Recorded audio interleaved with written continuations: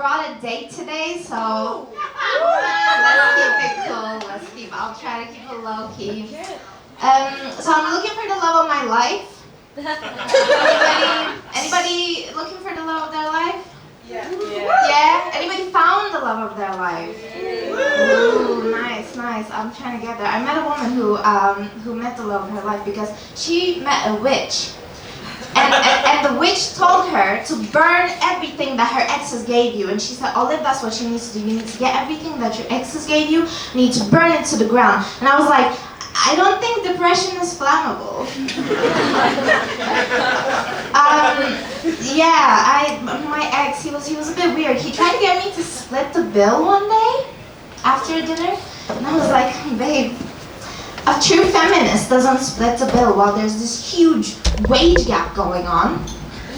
Am I right? And he was like, no, babe, there's no wage gap. That's just because women tend to go for lower paying jobs because of their nature. And I thought about it for a second, and I was like, you know what, you're right, actually. Men go for higher paying jobs just due to their nature, just by choice, you know, like doctor and engineer. And women just choose lower paying jobs, like female doctor. Female engineer. He was weird. He would try to get me to have anal sex with him by using this very persuasive argument. So he'd go, come on! I'm not keeping it low-key, am I? We broke up. My friend said that after a breakup you should say, well, friend's a strong word, but acquaintance is difficult to say. So my friend, she was like, you need to take up a new hobby. You should do kickboxing. So I started kickboxing, and I just got my black belt.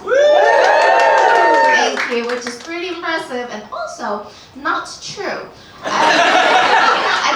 don't have a black belt, but I did do something new. I went to a rave. Sir, have you been to a rave before? Of course. Yeah, of course. It was my first time, and it was in Berlin. So my friend took me to Berghain, this really dark rave club, and there's like 2-day raves. And it was really early in the morning. It was like 5 a.m. on a Sunday. Obviously, it was too early to drink, so instead we just had some coffee and MDMA, and it was good, but I forgot to put on deodorant that day. So I know that raves can be really intense, and I thought if someone comes too close and I feel uncomfortable, I'll just like pull my arm up and people would naturally float away, you know? How wrong was I? I put my arm up and someone licked my armpit. So if you go to Berlin, it's a very authentic local experience for you. I met this girl at a rave. She was like, oh, where are you coming from? And I said, London. That's where I live. She was like, no, honey, you don't look or sound British. Where are you from? She was like, where are you originally from? Which some people might get offended by. But I was like, oh, yeah, I'm Turkish. That's where I'm from. And I asked her, where are you from? And she said, South Africa. And she was white. So I was like, where are you? Originally.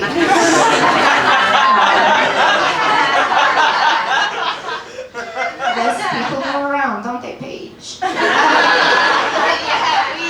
I am Turkish, so 4th, 5th Muslim comedian of the day. I am Muslim. You can tell on my cleavage, I'm not very good at it. I love it though, I love my people, I love Turkish people. I feel like we're very compassionate as a culture, and I saw this news story this summer that demonstrates this perfectly. So in one of the beaches in Turkey, there was this creep with his penis out, and he was bothering people, right? And the people at the beach got really angry, so they chased him. They chased him down the sea. And the guy didn't know how to swim, so he drowned. That wasn't a joke, but you'll reflect on that later. He didn't die because the people at the beach saved him, guys. Aw, right? And then they beat him up. Thank you, I've been Olive.